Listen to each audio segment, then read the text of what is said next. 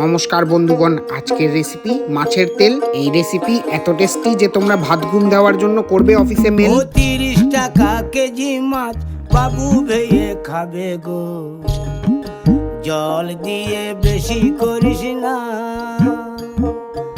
8টা বাজে দেরি করিস না,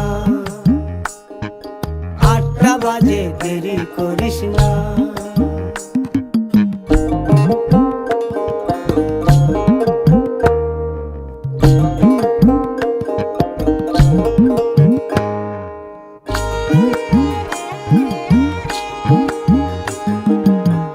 রূপালী মাছের মতো গরু পাহাড়ে,